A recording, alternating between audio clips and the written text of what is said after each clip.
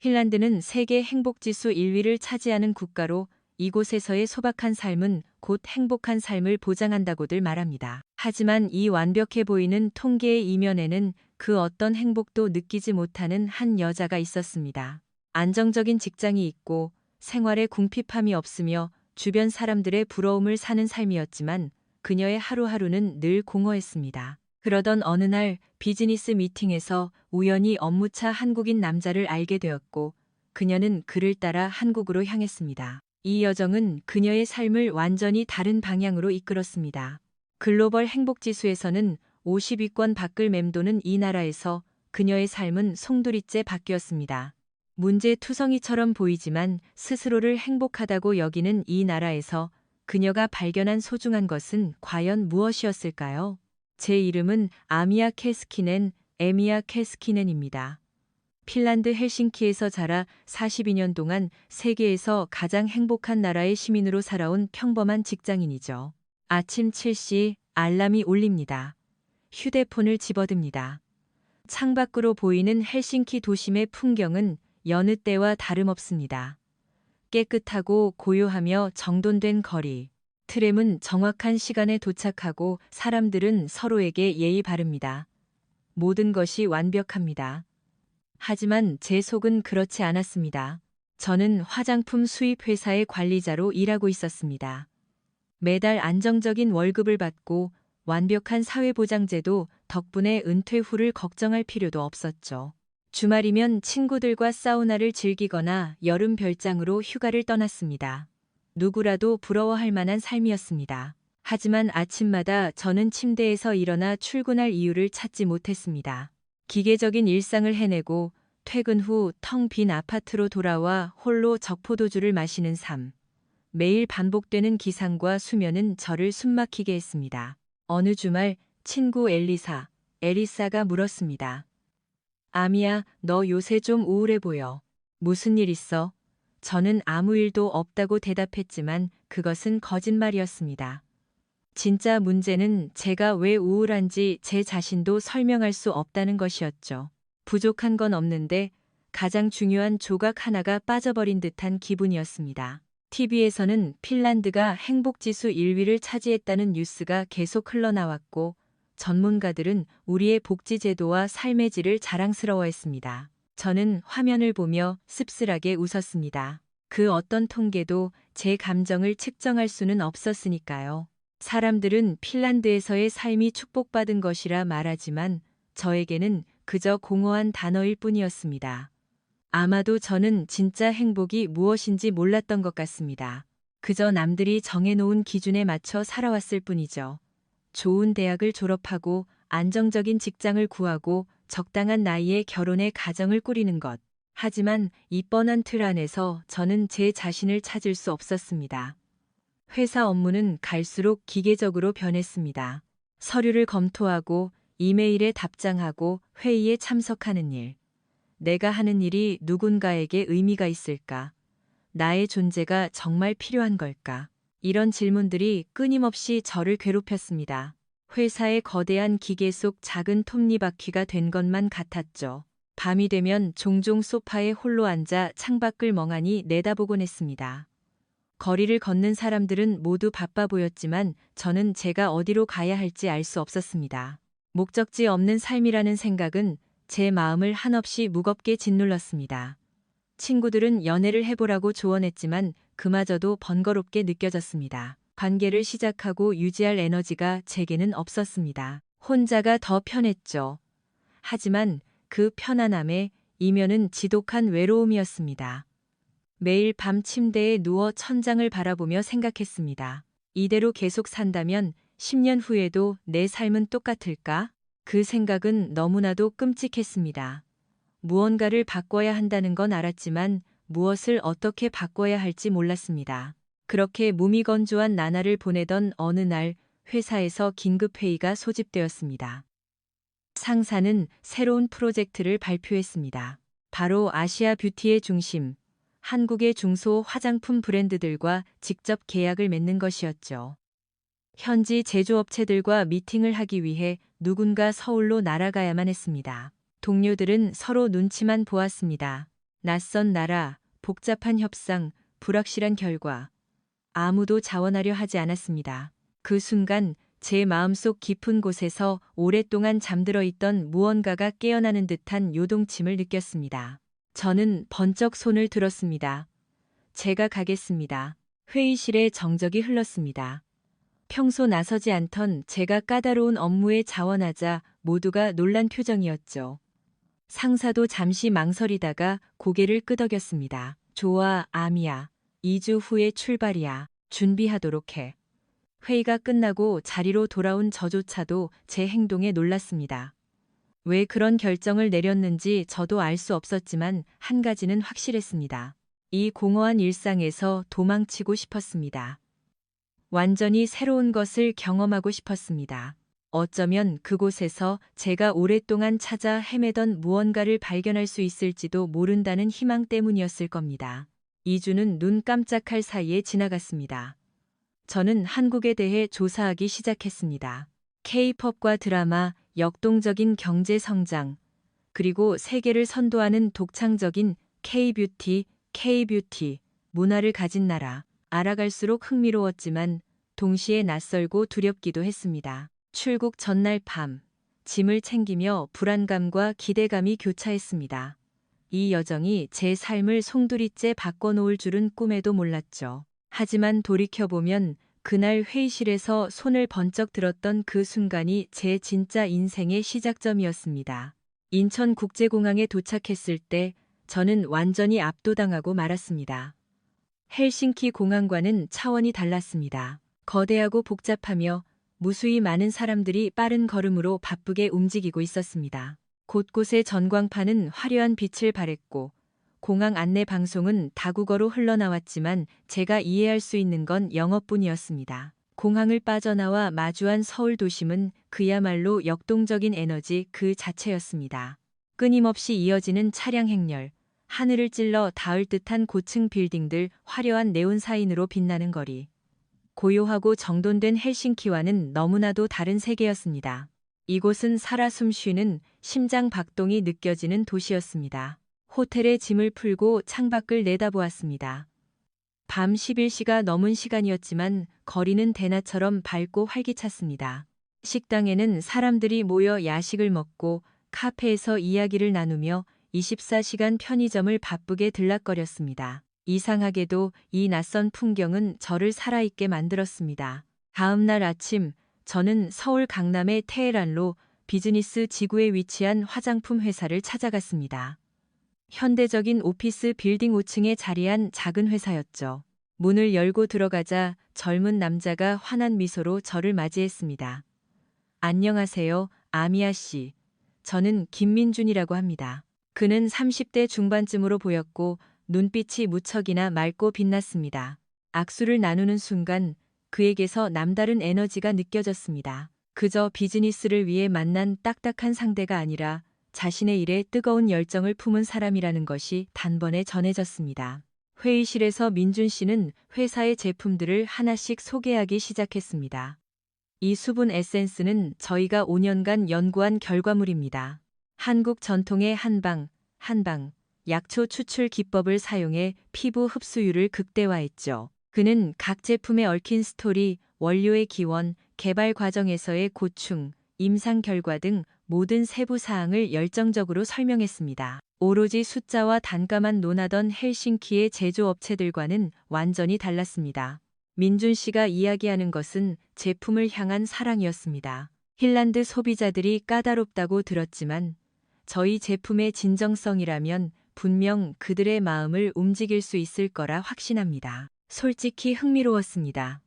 하지만 핀란드 시장은 결코 만만치 않습니다. 성분표만 보고 결정할 수는 없는 노릇이었죠. 제 마음을 읽은 듯 민준 씨가 웃으며 말했습니다. 그래서 아미아 씨에게 직접 보여드리고 싶습니다. 오늘 오후 시간 괜찮으시다면 저와 함께 명동의 뷰티 거리로 가보시겠어요? 몇 시간 후 저는 명동 한복판에 서 있었습니다. 화장품 매장이 끝없이 늘어선 거리는 마치 거대한 뷰티 테마파크 같았습니다. 각양각색의 매장들이 화려함을 뽐냈고 모든 가게가 자신만의 독특한 콘셉트를 가지고 있었습니다. 민준 씨가 설명했습니다. 보세요. 한국 여성들은 스킨케어의 최소 7단계에서 10단계를 거칠 만큼 많은 정성을 쏟습니다. 이건 단순히 화장품을 바르는 행위가 아니라 스스로를 돌보는 셀프케어, 셀프케어, 의식으로 여기기 때문이죠. 그의 말을 들으며 저는 핀란드와의 큰 차이를 느꼈습니다. 핀란드에서는 실용성과 효율성만을 중시합니다. 하지만 이곳 사람들은 그 과정 자체를 즐기고 있었습니다. 매장들을 둘러보는 동안 민준 씨는 각 제품의 특성을 명확히 짚어주었습니다. 경쟁사 제품까지 객관적으로 분석하는 그의 폭넓은 지식과 시장 트렌드를 읽어내는 통찰력은 경이로울 정도였습니다. 밤이 되자 민준 씨는 저를 골목길 안쪽에 있는 작은 식당으로 안내했습니다. 소박해 보였지만 발 디딜 틈 없이 사람들로 꽉 찬 곳이었죠. 이곳의 매운 짬뽕은 정말 기가 막힙니다. 꼭 드셔보세요. 잠시 후 새빨간 국물이 담긴 뜨거운 뚝배기가 나왔습니다. 한 숟가락 입에 넣는 순간 불타는 듯한 매운맛과 깊은 감칠맛이 입안에 퍼졌습니다. 너무 매워 눈물이 찔끔 났지만 이상하게도 숟가락을 멈출 수가 없었습니다. 매운맛 속에 특유의 불향과 중독성 있는 맛이 숨어 있었거든요. 세상에 이런 맛은 처음이에요. 너무 맵지만 자꾸 먹고 싶어지네요. 제가 땀을 흘리며 감탄하자 민준 씨가 활짝 웃었습니다. 한국이 원래 그래요. 처음엔 맵고 낯설지만 음식도 문화도 사람도 한 번 빠지면 헤어나올 수 없는 매력이 있죠. 그날 밤 호텔로 돌아가는 길, 저는 오랫동안 헬싱키에서 느끼지 못했던 묘한 감정에 휩싸였습니다. 새로운 것을 배우고 경험하고 발견하는 기쁨. 그리고 민준 씨의 그 뜨거운 열정은 마치 제게도 전염된 것 같았습니다. 남은 출장 기간 동안 저는 수많은 한국 화장품 제조업체들을 만났고 K-뷰티 산업의 생동감을 온몸으로 느꼈습니다. 규모가 작은 회사들조차 끊임없이 혁신하고 도전하며 실패를 두려워하지 않았습니다. 그 용기 있는 시도들은 제 가슴을 뛰게 했습니다. 특히 민준 씨의 회사는 작지만 제품의 품질이 압도적이었습니다. 그와 대화를 나눌수록 그가 단순히 돈을 벌기 위해 이 일을 하는 것이 아님을 알 수 있었습니다. 그는 진심으로 좋은 제품을 만들어 사람들에게 가치를 전달하고 싶어 하는 사람이었습니다. 출장의 마지막 밤, 민준 씨와 저는 화려한 야경이 빛나는 한강공원을 함께 걸었습니다. 강물 위로 비친 도심의 불빛들이 일렁이고 있었습니다. 아미아 씨, 이번 출장은 어떠셨나요? 솔직히 말씀드리면 제가 상상했던 것 이상으로 깊은 인상을 받았습니다. 특히 민준 씨의 열정이요. 핀란드에서는 그런 에너지를 본 적이 없거든요. 그는 잠시 침묵하더니 입을 열었습니다. 저 역시 아미아 씨에게서 특별한 것을 느꼈습니다.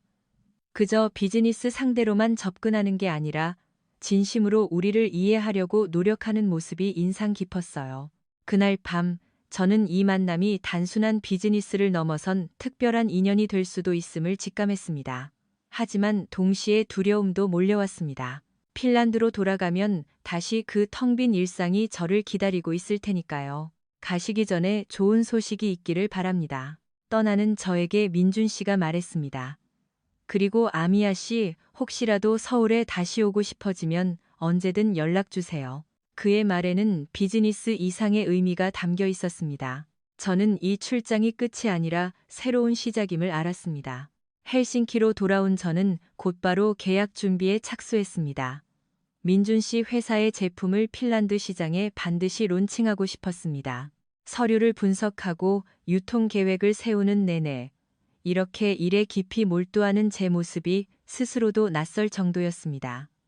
잃어버렸던 열정이 다시 살아난 것 같았죠. 상사에게 보고서를 제출하자 그는 흡족해했습니다. 훌륭해, 아미야. 이대로 진행하도록 해.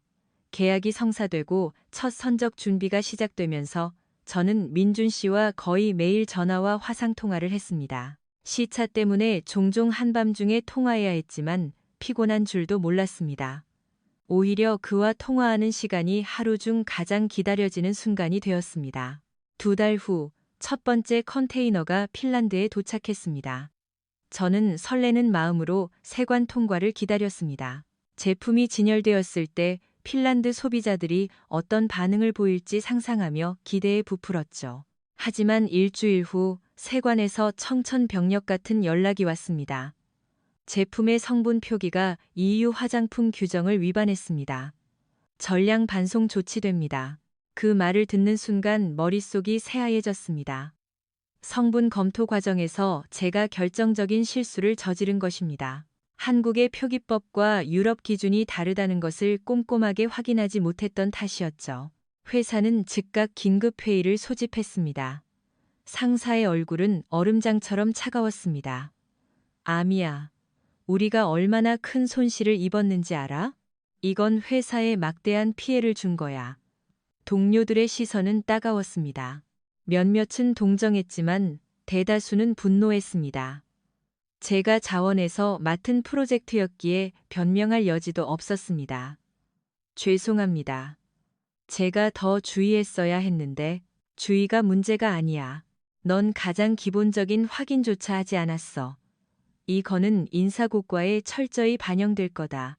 회의를 마치고 자리로 돌아오자 온몸이 무너져 내리는 것 같았습니다. 몇 달간의 노력이 물거품이 되었습니다. 더 큰 문제는 민준 씨의 회사에도 엄청난 타격을 입혔다는 사실이었습니다.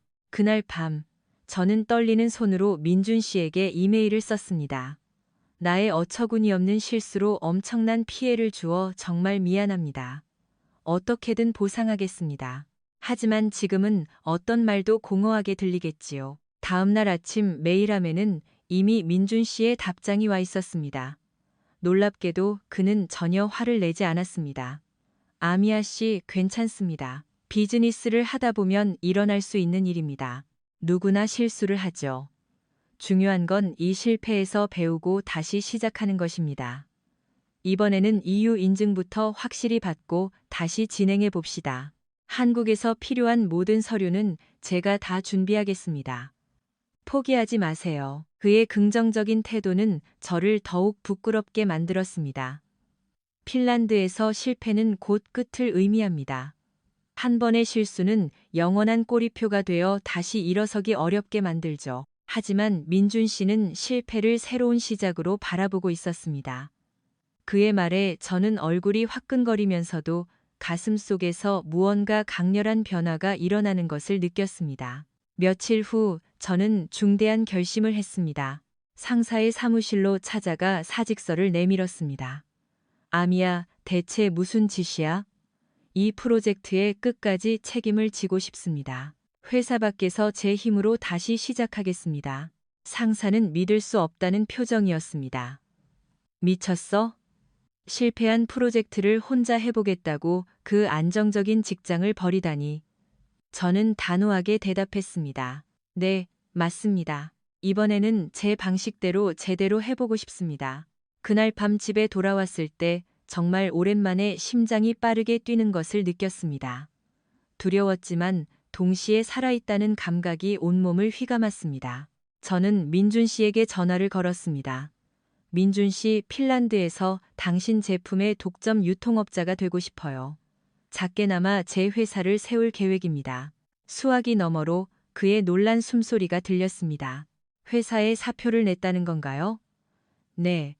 안정적인 삶이 행복을 보장하지는 않더라고요. 제 두 손으로 직접 무언가를 만들어 보고 싶습니다. 민준 씨는 잠시 침묵하더니 결연한 목소리로 말했습니다. 아미아 씨, 절대 쉽지 않을 겁니다. 수많은 난관이 있을 거예요. 알아요. 하지만 도전해보고 싶어요. 그렇다면 제가 온 힘을 다해 돕겠습니다. 우리 다시 시작해봅시다. 그의 말은 저에게 천군만마와도 같은 힘을 주었습니다. 며칠 후 저는 서울행 편도 티켓을 끊었습니다. 이번엔 출장이 아니라 새로운 삶을 향한 출발이었습니다. 친구들에게 이 소식을 전하자 모두가 경악하며 저를 말렸습니다. 아미야, 제정신이야? 네가 지금 무슨 짓을 하는지 알기나 해? 엘리사가 소리쳤습니다. 한국에서 사업을 하겠다고? 넌 한국어도 모르고 문화도 전혀 다르잖아. 대체 어쩌려고 그래? 저는 부드럽지만 단호하게 미소 지으며 대답했습니다. 모르니까 배워야지. 난 이제 알았어. 이곳에서의 안정이 곧 행복은 아니라는 걸. 친구들은 저를 이해하지 못했지만 저는 이 길이 제가 가야 할 길이라는 것을 확신했습니다. 서울에 도착한 저는 신촌대학가 근처에 작은 원룸을 구했습니다. 가구 하나 없는 텅 빈 방이었지만 새로운 시작을 위한 공간으로는 충분했습니다. 창문을 열자 거리에 활기찬 소음이 밀려 들어왔습니다. 카페에서 흘러나오는 K-팝 음악, 젊은이들의 웃음소리, 자동차 경적 소리. 헬싱키의 고요함과는 정반대였지만 놀랍게도 그 소음들은 제게 묘한 안도감을 주었습니다. 민준 씨는 저를 데리고 많은 곳을 다녔습니다. 화장품 원료 공급업체, 패키징 제조사, 물류회사 등. 저는 한국의 비즈니스 네트워크를 조금씩 배워나갔지만 모든 것이 낯설고 힘들었습니다. 특히 언어 장벽이 가장 큰 문제였습니다. 영어로 소통이 가능한 사람도 있었지만 실제 비즈니스 현장에서는 한국어가 필수였습니다. 어느 날 민준 씨와 함께 화장품 용기를 구하러 동대문 방산시장에 갔을 때의 일입니다. 좁은 골목마다 상점들이 빽빽하게 들어서 있었고 상인들은 큰 목소리로 손님들을 부르며 엄청난 에너지를 뿜어내고 있었습니다. 저는 며칠간 연습한 서툰 한국어로 물었습니다.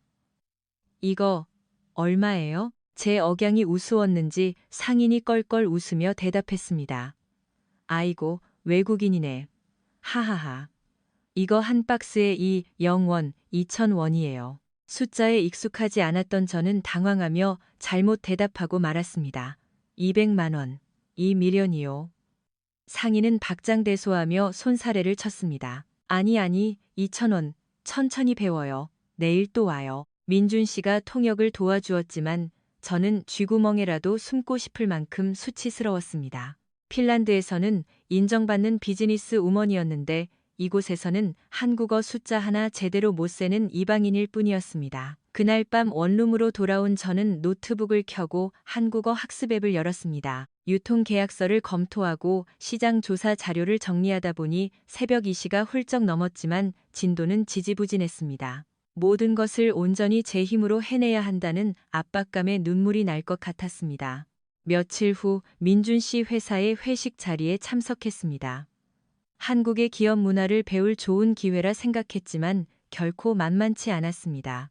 소맥 소주와 맥주를 섞은 술을 끊임없이 돌려 마시는 문화, 나이에 따라 언니, 오빠, 형, 누나로 부르는 서열, 복잡한 예절 등 모든 것이 저를 혼란스럽게 만들었습니다. 민준 씨의 직원 중 한 명이 제게 물었습니다. 아미야 씨는 올해 나이가 어떻게 되세요? 42입니다. 어머, 저보다 2살 언니시네요. 아미야 언니, 저는 당황했습니다. 철저한 개인주의 문화에서 자란 저로서는 나이로 서열과 호칭을 정하는 한국의 존댓말 문화가 너무나 낯설었습니다. 나중에 민준 씨가 설명해 주었습니다. 한국은 관계 중심의 사회입니다. 나이를 묻는 건 서로를 이해하고 존중의 방식을 정하기 위한 하나의 과정이에요. 머리로는 이해하려 했지만 몸이 적응하기란 쉽지 않았습니다. 한국 음식 문화에 적응하는 것도 고역이었습니다. 찌개, 제육볶음, 매운 떡볶이. 한국 음식에는 유독 고춧가루와 마늘이 많이 들어갔고 먹고 나면 종종 속이 쓰렸습니다. 하루는 민준 씨가 저를 연기가 자욱한 고깃집, 코리안 BBQ로 데려갔습니다. 저는 미끄러운 쇠젓가락을 다루느라 고군분투하고 있었습니다. 누나, 아미야, 이것도 좀 드셔보세요. 민준 씨가 밝게 말했지만 제 젓가락에서 고기는 계속 미끄러져 떨어졌습니다. 주변 사람들이 끙끙대는 저를 쳐다보며 비웃는 것만 같았습니다. 그날 밤 집에 돌아와 거울을 보며 생각했습니다. 내가 과연 여기서 해낼 수 있을까? 언어도 문화도 다 다른데 이 낯선 땅에서 창업을 한다는 건 너무 무모한 짓이 아닐까? 익숙한 언어와 편안한 음식, 제가 이해할 수 있는 문화가 있는 핀란드가 미치도록 그리웠습니다. 하지만 동시에 헬싱키에서의 그 텅 빈 일상도 떠올랐습니다. 비가 내리던 어느 날 밤, 저는 우산을 쓴 채 홀로 한강공원에 서 있었습니다. 빗방울이 강물 위로 떨어지며 수많은 파문을 만들어냈고 도심의 불빛들이 강물에 어지럽게 반사되고 있었습니다. 이곳에 온 지 2달이 지났지만 이룬 것은 아무것도 없었습니다. 유통계약은 진전이 없고 한국어 실력은 제자리 걸음이었으며 외로움은 눈덩이처럼 커져만 갔습니다. 저는 난간에 기대어 소리내어 울었습니다. 핀란드에서도 행복하지 않았는데 한국에서도 여전히 저는 행복하지 않았습니다. 문제가 장소가 아니라 나 자신에게 있는 건 아닐까? 그때 휴대전화가 울렸습니다. 민준 씨였습니다. 누나, 어디에요? 연락이 안 돼서 모두 걱정했어요. 한강공원이에요. 그냥 혼자 좀 있고 싶어서요. 지금 그쪽으로 갈게요. 조금만 기다려요. 30분 후 헐떡이며 달려온 민준 씨가 흠뻑 젖은 제 머리 위로 우산을 씌워주었습니다. 많이 힘들죠? 저는 고개를 끄덕이며 흐느꼈습니다. 민준 씨, 전 핀란드에서 불행해서 여기로 도망쳐 왔어요. 그런데 여기서도 불행해요. 장소가 문제가 아니라 그냥 저란 사람이 문제인 것 같아요. 민준 씨는 잠시 생각하더니 따뜻하지만 단단한 목소리로 말했습니다. 아미야 씨, 행복은 어디에 있는가가 아니라 무엇을 하고 있는가에 달려 있다고 생각해요. 당신은 지금 세상에 없던 새로운 것을 만들어내고 있잖아요. 무에서 유를 창조하는 그 과정이 어떻게 쉽기만 하겠어요. 하지만 그 험난한 과정 자체가 가장 의미 있는 겁니다. 그의 말은 제 가슴 깊은 곳을 날카롭게 찔렀습니다. 행복은 완성된 결과물이 아니라 무언가를 창조해 나가는 과정 속에 있다는 것. 지금까지 저는 누군가 만들어 놓은 완성된 행복만을 찾아 헤맸습니다. 하지만 진짜 행복은 찾는 것이 아니라 스스로 만들어가는 것이었습니다. 조금만 더 버텨봐요. 제가 늘 곁에 있을게요. 그의 따뜻한 위로는 저를 다시 일어서게 만들었습니다. 다음 날부터 저는 마음가짐을 완전히 바꿨습니다. 한국어 공부에 2배의 시간을 투자했고 현지 문화를 이해하려 억지로라도 부딪혔습니다. 매일 쇠젓가락질을 연습했고 매운 찌개에도 조금씩 적응해 나갔습니다. 무엇보다 제 자신을 남들과 비교하지 않기로 했습니다. 어려워도 괜찮아. 느려도 괜찮아. 스스로를 다독였습니다. 제가 힘들 때마다 민준 씨는 항상 곁을 지켜주었습니다. 비즈니스 파트너를 넘어 그와 함께 있으면 결코 혼자가 아니라는 든든함이 느껴졌습니다. 나를 지지해주는 누군가가 있다는 사실은 제게 엄청난 원동력이 되었습니다. 그렇게 저는 조금씩 한국 생활에 뿌리를 내리고 있었습니다. 몇 달 후 저는 유통 전략을 전면 수정했습니다. 대형 유통망을 뚫는 것은 자본력도 부족하고 경쟁도 치열해 초보자인 저에게는 무리였습니다. 대신 핀란드의 작은 로컬 화장품 편집숍들을 직접 공략하기로 했습니다. 핀란드 매장 오너들에게 온라인으로 연락해 뷰티의 철학과 민준 씨 제품의 독창성을 설명했습니다. 수없이 거절당했지만 몇몇 오너들이 흥미를 보이기 시작했습니다. 동시에 소셜 미디어 계정을 만들어 저만의 콘텐츠를 올리기 시작했습니다. 제가 한국에서 직접 경험한 10단계 스킨케어 루틴, 한방 화장품의 효능, 그리고 K-뷰티의 혁신성에 대한 글과 영상이었습니다. 핀란드어로 작성된 저의 진솔한 리뷰는 예상보다 훨씬 뜨거운 반응을 얻었습니다. 북유럽 여성들이 아시아의 미용법, 특히 K-뷰티에 엄청난 호기심을 가지고 있다는 사실을 발견한 것입니다. 어느 날 민준 씨가 저를 성수동의 한 낡은 건물로 데려갔습니다. 누나에게 꼭 소개해주고 싶은 분이 있어요. 최 여사님이라고 한국 화장품 제조업계의 장인이십니다. 낡은 건물 2층 작업실 문을 열자 진한 한약재와 허브향이 훅 끼쳤습니다. 60대 중반의 인자해 보이는 여성이 환한 미소로 저를 맞이했습니다. 어유, 어서 와요. 내가 최 여사야. 최 여사님은 대기업 연구소에서 30년간 화장품을 개발하다 독립한 장인이었습니다. 아미아 씨, 이 크림 한번 발라봐요. 그녀가 건넨 샘플을 손등에 바르자 텍스처가 놀랍도록 부드럽고 촉촉함이 아주 오래 지속되었습니다. 이게 내가 20년 넘게 연구한 배합이야. 한국의 전통 한방 약재의 천연 보습 성분을 자신의 화장품을 설명하는 최 여사님의 눈빛은 민준 씨의 열정만큼이나 반짝였습니다. 그날 이후 저는 틈날 때마다 성수동 작업실을 찾았습니다. 최 여사님은 원료 선별부터 배합 비율, 숙성 기간 등 화장품 제조의 세세한 과정을 제게 가르쳐 주셨습니다. 대기업이라면 절대 유출하지 않을 영업 비밀들을 그녀는 아낌없이 나누어 주었습니다. 여사님, 저는 아주 작은 바이어일 뿐인데 왜 이렇게까지 저한테 잘해주세요? 제가 묻자 그녀가 넉넉한 웃음을 지으며 답했습니다. 사업이 뭐 돈만 버는 건가? 사람과 사람이 만나서 같이 좋은 거 하나 만들어가는 거지. 아미아 씨 눈을 보면 짐심이 느껴져서 그래. 그녀의 말은 제 가슴을 뭉클하게 했습니다. 핀란드에서의 비즈니스 관계는 늘 차갑고 계산적이었습니다. 하지만 한국에서는 사람과 사람 사이의 신뢰가 비즈니스의 든든한 기반이 되고 있었습니다. 최 여사님은 심지어 저를 집으로 초대해 손수 불고기와 된장찌개, 갖가지 반찬이 곁들여진 따뜻한 한국식 집밥을 차려주셨습니다. 화려한 식당 음식과는 다른 진정한 영혼의 안식처 같은 맛이었습니다. 많이 먹어. 타국에 와서 고향 생각 많이 날 텐데 제가 숟가락을 들었을 때 왈칵 눈물이 쏟아질 뻔했습니다. 제가 이방인이라는 걸 알면서도 저를 가족처럼 따뜻하게 품어주는 그 마음. 핀란드에서는 한 번도 느껴보지 못한 온기였습니다. 그해 가을, 저는 마침내 헬싱키의 고급 뷰티 편집숍과 입점 계약을 맺는데 성공했습니다. 우리는 팝업 스토어를 열기로 했고 저는 준비를 위해 핀란드로 날아갔습니다. 매장 디자인부터 제품 진열, 홍보물 제작까지 모든 것을 제 손으로 직접 해냈습니다. 오픈 첫날 예상보다 훨씬 많은 사람들이 몰려들었습니다. 세상에, 이 수분 크림 대박이야. 피부가 며칠째 촉촉해. 한국 화장품이 이렇게 좋은 줄 몰랐어. 고객들의 폭발적인 반응이 쏟아졌습니다. 저는 직접 고객들을 응대하며 한국에서 배운 스킨케어 루틴, 특별한 한방 성분, 올바른 사용법을 설명했습니다.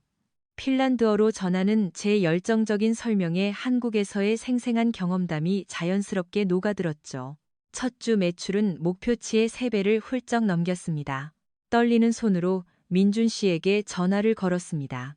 민준 씨, 우리가 해냈어요. 정말 해냈다고요. 누나, 정말 축하해요. 누나가 만들어낸 결과예요.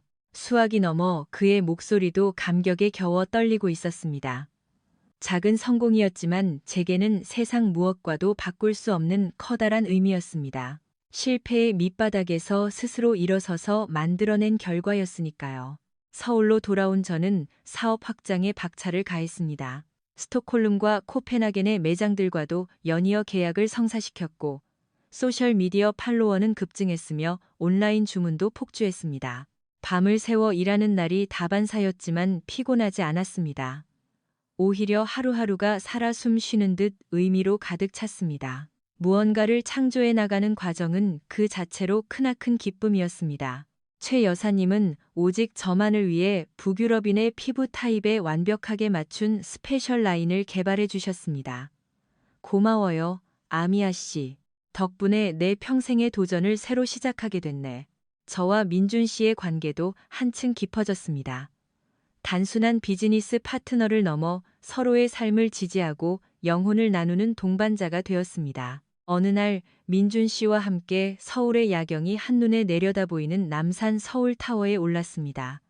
바람이 차가웠지만 마음만은 따뜻했습니다. 민준 씨가 조심스럽게 제 손을 잡으며 말했습니다. 아미아 씨, 사랑합니다. 그저 일 때문만이 아니에요. 당신과 함께하는 모든 순간이 저에겐 기적 같아요. 저 역시 같은 마음이었습니다. 저도 그래요. 민준 씨, 당신은 제게 완전히 새로운 세상을 열어주었어요. 남산에서 내려다 보이는 서울의 눈부신 불빛들을 바라보며 저는 비로소 깨달았습니다. 행복은 어느 나라에 사는가가 아니라 누구와 함께 세상을 지어가는가에 달려있다는 것을요. 그로부터 1년 후 회사는 궤도에 올랐습니다. 유럽 6개 도시에 진출했고 온라인 스토어는 대성공을 거두었으며 한국 사무실에도 8명의 직원이 생겼습니다. 저 자신에게도 엄청난 변화가 일어났습니다. 저는 한국 생활에 완벽하게 녹아들었습니다. 비즈니스 미팅을 유창한 한국어로 진행하고 집에서는 뚝딱 김치찌개와 불고기를 요리해 먹었습니다. 쇠젓가락질은 한국인만큼이나 능숙해졌고 북촌 한옥마을이나 명동의 붐비는 거리를 걸을 때면 더 이상 이방인이라는 느낌이 들지 않았습니다. 그의 이른 봄, 뜻밖의 제안이 찾아왔습니다. 중국의 거대 뷰티 기업이 제 회사를 인수하고 싶다며 북경에서 임원들을 파견한 것입니다. 강남의 최고급 호텔 라운지에서 그들을 만났습니다. 우리는 아미아 대표님이 구축한 유럽 유통망에 큰 관심이 있습니다. 회사를 인수하고 싶습니다. 그들이 제시한 금액은 200만 유로 약 30억 원, 핀란드로 돌아가 평생 일하지 않고도 편안하게 살 수 있는 거액이었습니다. 생각해보고 연락드리겠습니다. 미팅을 마치고 나온 저는 깊은 혼란에 빠졌습니다. 객관적으로 보면 완벽한 조건이었습니다. 큰돈을 쥐고 핀란드로 돌아가 예전처럼 안정적인 삶을 살 수 있는 기회였으니까요. 그날 밤 한강공원을 걸으며 민준 씨에게 털어놓았습니다. 거액의 인수 제안을 받았어요. 솔직히 흔들리네요. 민준 씨는 가만히 듣고 있다가 물었습니다. 누나, 지금 행복한가요? 예상치 못한 질문에 말문이 막혔습니다. 그가 말을 이었습니다. 누나가 결정할 문제라 제가 답을 드릴 순 없어요. 하지만 한 가지만 묻고 싶어요. 누나가 이 일을 시작한 게 단지 돈 때문이었나요? 그의 질문은 제 마음의 전곡을 찔렀습니다. 아니요, 저는 돈 때문에 시작한 것이 아니었습니다. 텅 빈 삶을 채울 진짜 의미를 만들고 싶었고 제 힘으로 무언가를 성취해보고 싶었기 때문입니다. 그리고 그 험난한 과정 속에서 저는 진짜 행복이 무엇인지 배웠습니다. 원룸으로 돌아온 저는 깊은 상념에 잠겼습니다. 세계 행복지수 1위 국가 핀란드에서의 삶이 떠올랐습니다. 통계상으로는 가장 완벽하고 행복해야 할 삶이었지만 제 영혼은 메말라가고 있었죠. 남이 정해준 기준, 누군가 보장해주는 안정감이 곧 나의 행복이 될 수는 없다는 걸 이제는 너무나 잘 알고 있었습니다. 한국에서 보낸 치열했던 시간들이 주마등처럼 스쳐 지나갔습니다. 첫 실패의 좌절감, 언어와 문화의 벽에 부딪혀 흘렸던 눈물. 하지만 그 이면에는 최 여사님의 따뜻한 밥상과 정, 작은 성공이 가져다준 환희, 그리고 민준 씨와의 깊은 사랑이 있었습니다. 이 모든 것들이 저를 성장하게 만들었습니다. 다음 날 저는 중국 기업에 이메일을 보냈습니다. 파격적인 제안은 감사합니다. 하지만 거절하겠습니다. 저는 제가 만든 이 가치를 끝까지 제 손으로 키워나가고 싶습니다. 그 메일의 전송 버튼을 누르는 순간 거짓말처럼 마음이 홀가분해졌습니다. 돈보다 훨씬 더 소중한 것이 제게 있다는 것을 확신했기 때문입니다. 몇 달 후 저는 프랑스 파리에서 열린 유럽 뷰티 엑스포에 참가했습니다. 부스 규모는 작았지만 수많은 바이어들이 몰려들었습니다. 핀란드 출신의 창업자가 한국 화장품을 유럽에 소개한다는 스토리는 그 자체로 엄청난 흥미를 끌었습니다. 엑스포 마지막 날 저희 회사는 신진 유통부문 최우수상을 수상하는 쾌거를 이루었습니다. 무대에 올라 마이크 앞에 섰을 때 가슴이 벅차올랐습니다. 저는 세계 행복지수 1위인 핀란드에서 왔습니다. 하지만 아이러니하게도 저는 그곳에서 단 한 번도 진심으로 행복하다고 느껴본 적이 없었습니다. 장래의 정적이 흘렀습니다. 저는 낯선 나라 한국으로 떠났고 도전했고 실패했으며 다시 일어섰습니다. 그리고 그 역동적이고 따뜻한 나라에서 진짜 행복이 무엇인지 배웠습니다. 행복은 국가가 발표하는 통계나 주어지는 안정이 아닙니다. 우리 스스로 치열하게 부딪히며 만들어가는 것입니다. 올해와 같은 기립박수가 쏟아졌습니다. 관중석 맨 앞줄에서는 민준 씨와 최 여사님이 환하게 웃으며 눈물을 훔치고 있었습니다. 서울로 돌아온 저는 북촌 한옥마을의 고즈넉한 골목에 첫 번째 오프라인 플래그십 스토어를 열었습니다. 가게의 이름은 행복의 집 홈 오브 해피네스. 한옥의 우아한 멋과 K-뷰티의 현대적 감각이 어우러진 공간이었습니다. 오픈 당일 작은 마당은 발 디딜 틈 없이 북적였습니다. 최 여사님, 동대문 방산시장의 상인들, 그리고 핀란드에서 날아온 친구들까지 모두가 저를 축하해 주었습니다. 저는 한국어로 감사 인사를 전했습니다. 여러분, 행복은 지도상의 어느 특정 장소에 있는 것이 아닙니다. 사랑하는 사람들과 함께 땀 흘려 만들어가는 이 하루하루가 바로 행복입니다. 이 모든 것을 저에게 가르쳐준 한국과 여러분께 진심으로 감사드립니다. 목이 메었지만 끝까지 미소 지으며 말을 마쳤습니다. 친구 엘리사가 눈물을 글썽이며 다가왔습니다. 아미야, 너 정말 변했구나. 내 눈빛이 이렇게 생기 있게 빛나는 건 처음 봐. 옆에서 민준 씨가 제 손을 꼭 잡아주었습니다. 그날 밤, 한강공원을 산책하며 우리는 미래를 이야기했습니다.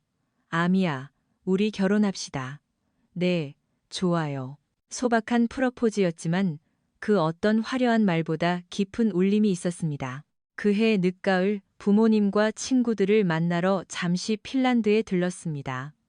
헬싱키 공항에 내렸을 때 기분이 묘했습니다. 제가 나고 자라니 조용하고 평화로운 곳이 이제는 오히려 낯설게 느껴졌습니다. 친구 카타리나와 사우나를 하며 이야기를 나누었습니다.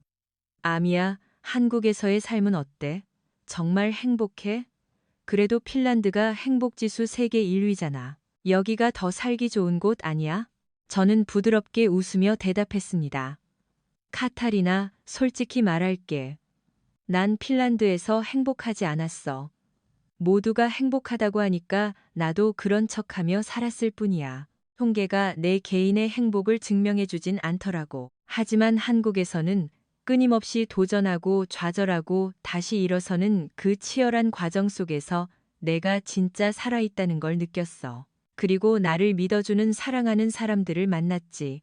일주일 후 저는 다시 서울로 돌아갔습니다. 인천공항 입국장에는 민준 씨가 기다리고 있었습니다. 돌아왔군요. 네, 집으로 돌아왔어요. 정말 보고 싶었어요. 저를 꽉 끌어안는 그를 마주 안으며 저는 확신했습니다. 이곳이 바로 나의 진짜 집이라는 것을요. 지금 2년이 지난 현재 저는 여전히 서울에 살고 있습니다. 회사는 유럽 8개 도시로 확장되었고 직원은 15명으로 늘었습니다. 민준 씨와 결혼해 지난달에는 예쁜 아이도 낳았습니다. 가끔 한강공원을 걸을 때면 비 오는 날 혼자 우울하게 울고 있던 과거의 제 모습이 떠오릅니다. 그때는 행복이 무엇인지 몰랐지만 지금은 압니다. 행복은 숫자가 아닙니다. 바로 이런 순간들입니다. 사랑하는 남편의 손을 잡고 걷는 시간, 내 손으로 세운 회사가 성장해가는 것을 보는 뿌듯함. 최 여사님과 마주 앉아 따뜻한 찌개를 나눠 먹는 소박한 기쁨. 이 모든 과정이 저의 행복입니다. 여전히 핀란드는 세계 행복지수 1위를 지키고 있을지도 모릅니다. 하지만 50위권 밖에 머무는 한국이 저에게는 세상에서 가장 행복한 나라입니다. 이 행복은 차가운 통계가 아니라 제 삶 전체로 증명해낸 것이니까요. 여러분은 어떻게 생각하시나요? 과연 숫자가 사람의 행복을 완벽하게 측정할 수 있을까요? 제가 한국에서 배운 진리는 하나입니다. 진짜 행복은 매일매일 우리가 직접 지어가는 것이라는 사실. 통계와 순위가 아니라 우리가 선택한 삶의 방식이 우리의 행복을 결정합니다. 세상은 한국을 그저 역동적이고 트렌디한 경제 강국으로만 바라볼지 모릅니다. 하지만 제가 발견한 한국의 진짜 가치는 다릅니다. 실패를 두려워하지 않고 끊임없이 다시 일어서는 끈기. 낯선 이방인조차 가족처럼 품어주는 뜨거운 정. 그리고 더 나은 내일을 향해 나아가는 뜨거운 열정. 이것이 바로 제가 온 마음을 다해 사랑하고 자랑스러워하는 진짜 한국의 얼굴입니다.